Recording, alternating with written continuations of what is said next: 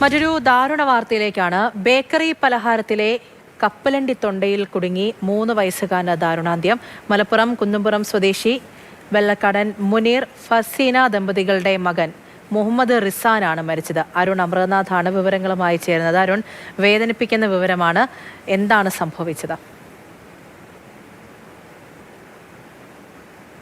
പൂജ, അത്തരത്തിൽ ദാരുണമായൊരു സംഭവം തന്നെയാണ്.